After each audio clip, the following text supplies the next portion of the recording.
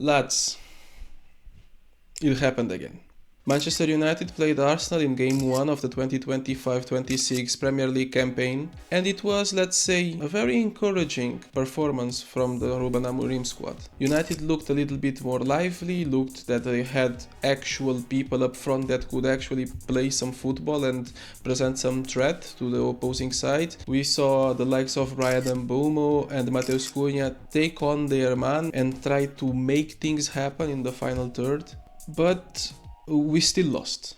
And that is because in the 13th minute of the game, on an Arsenal corner, Altay Bayındır, the goalkeeper, forgot he had to actually keep the goal. Declan Rice whipped the ball into the 18-yard box, right into Bayındır's line of action, that after losing the physical battle with William Saliba, got a very weak hand to the ball, not clearing it at all, and it ended up going to the far post to an easy tap-in for Calafiori. Now, it goes without saying that Manchester United shouldn't be losing games in that fashion. I mean, the team actually played well. For the first time in a long time, we felt that we had players being on the pitch lively and feeling that they kind of knew what they were doing. And most of that, as I said, came because up front, Ruben Amorim and Mateus Cunha made things actually happen. They were taking on their man, trying to create chances for themselves and for their team. And as Ruben Amorim said at the end of the match, when they are on the ball, you actually get the feeling that something might happen. I think that last season we didn't get at all with the likes of Rasmus Højlund and co. Defensively, things also looked good. I mean, we all know that Lenny Yoro is developing to be what it seems like a good center-back for the Premier League. Luke Shaw looked fit for the first time since World War II or something, and he was actually helping the team a lot in the first build-up phase with the other center-backs and the goalkeeper, and also Bruno a lot of times coming near the defensive line to help dictate play and build up from behind now in his new 8 role, now that he's not playing at the 10s anymore, because we do have these two, we hope, formidable additions that are Mbumo and Cunha. Matthijs de Ligt, for me, did outstanding defensively most of the game.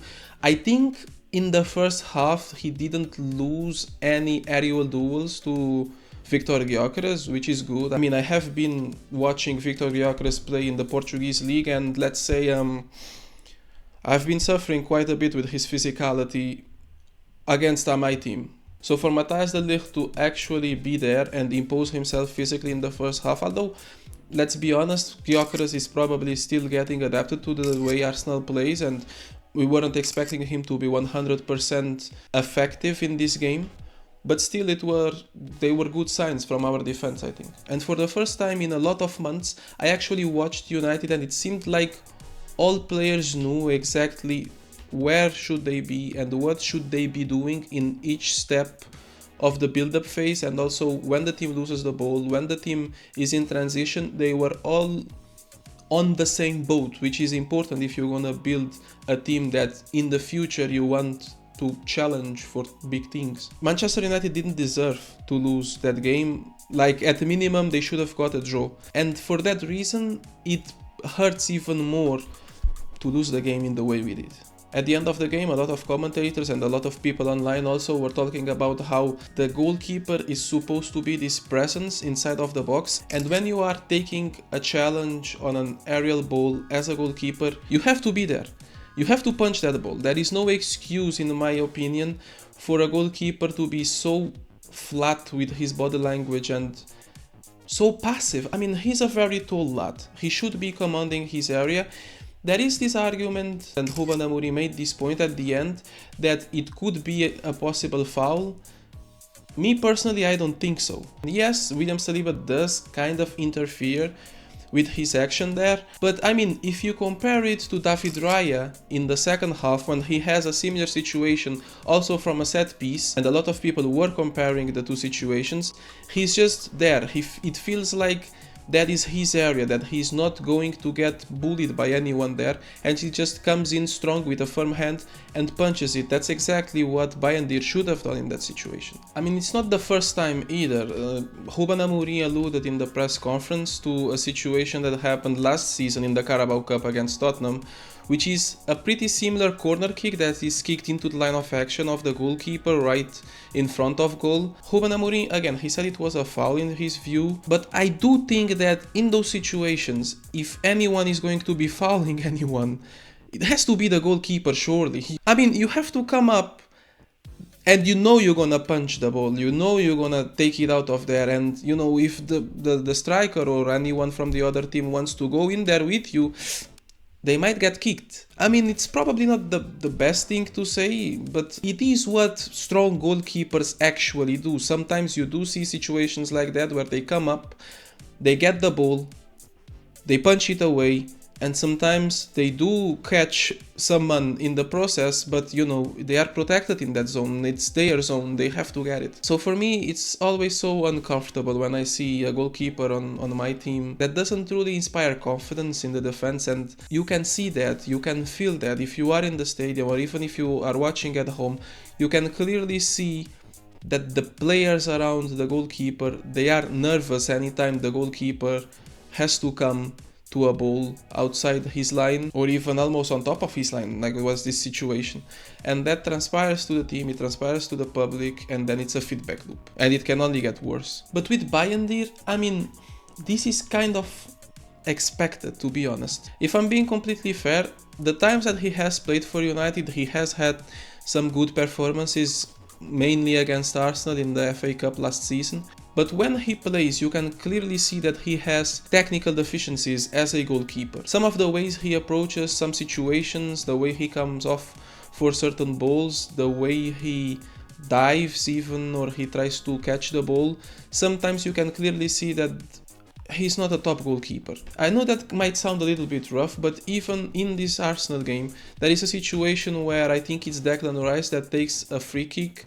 It goes on the outside of the post, but even the way, the body languages that Bayındır shows when he has to approach that ball, the way he goes with almost his feet and almost like hitting the post, it doesn't strike confidence in anyone watching that, and probably not even his teammates, as I said. So for me, this is a problem that Manchester United has, and to be fair, the signs were there since last season, so it brings up the question, why hasn't Manchester United tried to fix this? Currently, the three goalkeepers that Ruben Amorim has at his disposal are André Onana, Altay Bayındır and Tom Heaton. I mean, not particularly promising. There were reports during the summer that maybe André Onana would leave, but then he got injured and then difficultated the process. But now he's back at fitness, it seems so, but he didn't even make the squad for the Arsenal game, which again sparked the rumors that he might be out of the plans of Ruben Amorim for this season, with the manager at the end of the game dismissing these rumors and saying that he didn't play because he's not back at full fitness. Me personally, I do believe him. I mean, Ruben Amorim seems to really take his time to integrate players into the starting 11. We saw what happened with Bryan Mbeumo after that entire saga of him signing or not signing for Manchester United. After he came into the squad, it took him, I think, a couple of games to actually start for Manchester United, and overall that's normal. I mean, we just ended pre-season, the players are still getting back to fitness. It seems to me like a normal decision to not include him in the squad. It doesn't, in my opinion, necessarily mean that he is out of his plans. If you ask me if he should be though, well, I'd say that we definitely need to improve in that department, and I don't see André Onana being the goalkeeper at Manchester United going forward in this Ruben Amorim project if we are serious about winning titles in the future. So the question there is he going to leave? Unfortunately, I don't think so. Manchester United has spent a lot of money in this transfer window, 100% of it directly into bringing reinforcements for the attack. And don't get me wrong, that's magnificent. I mean, we were crying for people up front that, you know, could do basic things as an attacker, like creating chances and, you know, taking on your man, scoring goals, and, you know, not having Bruno Fernandes trying to do everything as a midfielder. But as I said, it was clear that we needed to reinforce that. I think it's less so obvious with Onana than it is with Bayındır, because although I don't rate Onana that highly. I do rate him more than I rate Bayındır. As I said, Bayındır for me has a lot of technical deficiencies as a goalkeeper, and I don't think he is a player for Manchester United. But even with Onana, I do think that should have been a priority in Manchester United's transfer window from the beginning. I do think that if the rumors were true that they were trying to sell him at the beginning of the transfer window, that if he didn't get injured and they actually managed to sell the player and get some money in, that they would have gone for someone. Do I think it's too late now? Probably. So I guess that's the situation we are in right now. We will have to put in with Andrea Onana as our main goalkeeper, but you know, I can't say that at least it's not Bayındır.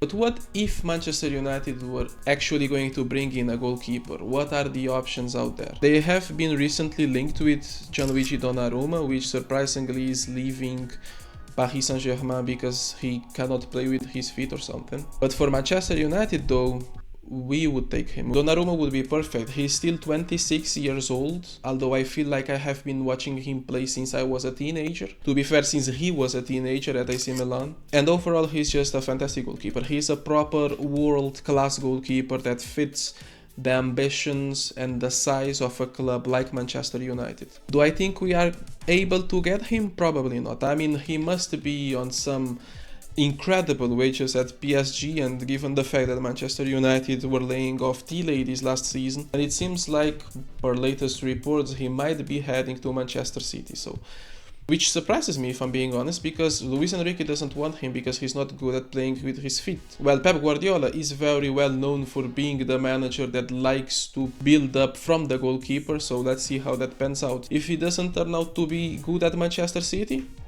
then hey, I'll take all the dubs I can get. But back to the Manchester United situation, who can they sign? Well, Ederson seems to be linked with a move to the Turkish league.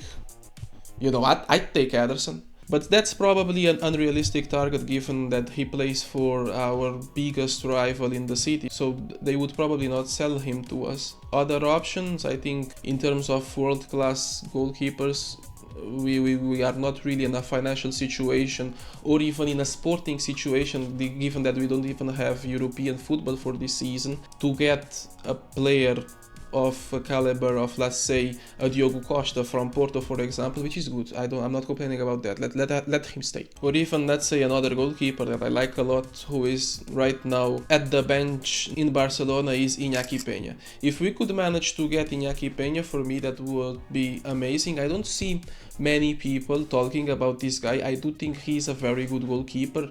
We've seen in the past 2 seasons when Ter Stegen was injured that he did a fantastic job. I mean, the amount of good saves he did against Real Madrid in that 4-0 win at Bernabeu, I think he was very good, and I think he's a very solid keeper. But again, this is just me coming up with ideas. There are no links at all, and I don't even know if he would be open to a move to Manchester United currently. But this is all pointless because, as I said, we might have to just be happy with Onana in there and hope he doesn't have too many injuries, because I'm telling you right now, I don't want Bayındır getting in the goal again. But what do you guys think? Who do you think Manchester United could go for?